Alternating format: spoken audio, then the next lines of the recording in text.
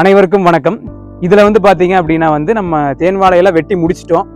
இதில் என்ன பார்க்க போகிறோம் அப்படின்னா, இந்த விவசாயம் பண்ணதில் என்ன கற்றுக்கிட்டோம், நீ அடுத்த வர்றதில் என்னென்ன இம்ப்ரூவ் பண்ணலாம், அதாவது lessons learned and best practices அப்படின்னு ஐடியில் சொல்லுவாங்க.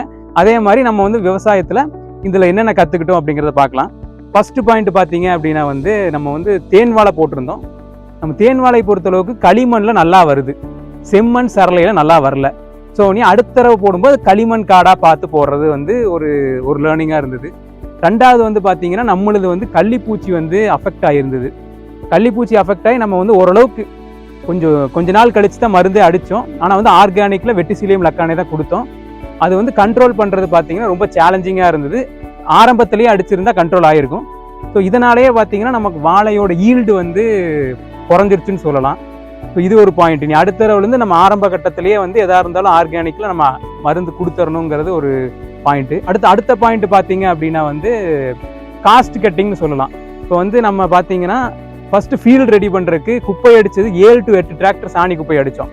ஸோ இது வந்து ஒரு மிகப்பெரிய ஒரு செலவாக இருக்குன்னு வச்சுக்கோங்களேன். இப்படி பண்ணாமல் இதுக்கு ஆல்டர்னேட்டாக வந்து பார்த்தீங்க அப்படின்னா ஆட்டு எரு, பயோ கம்போஸ்ட்டு இந்த மாதிரி இருக்கிறத ஒரு வாழைக்கு 3 to 4 கிலோ நம்ம 2 தடவை கூட கொடுத்துக்கலாம். இப்படி கொடுத்தோம் அப்படின்னா நம்ம ஒரு மிகப்பெரிய செலவு கட்டுப்படுத்துகிறோம்.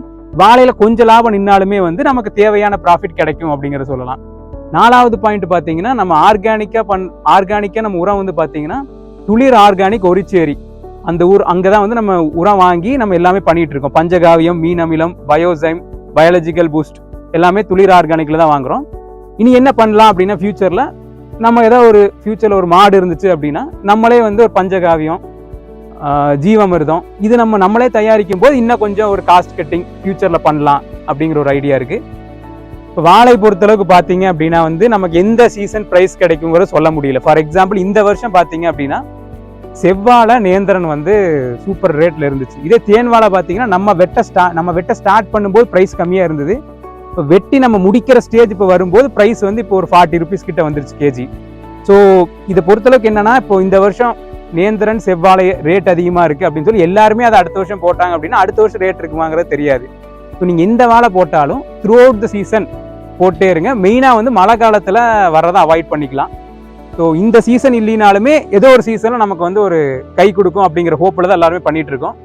ஸோ இதெல்லாம் இந்த இதில் கற்றுக்கிட்டோம். இனியும் இப்போ வந்து பார்த்தீங்கன்னா நேந்திரனும் போட்டிருக்கோம், தேன் வாழையும் போட்டிருக்கோம். இப்போ நம்ம இந்த சொன்ன பாயிண்ட்ஸ் எல்லாம் இம்ப்ளிமெண்ட் பண்ணி நம்ம அடுத்த வர கட்டத்தில் எப்படியெல்லாம் வந்து நம்ம லாபம் பார்க்கலாம் அப்படிங்கிறத நம்ம அடுத்த வீடியோவில் கண்டினியூஸாக பார்க்கலாம். அனைவருக்கும் நன்றி.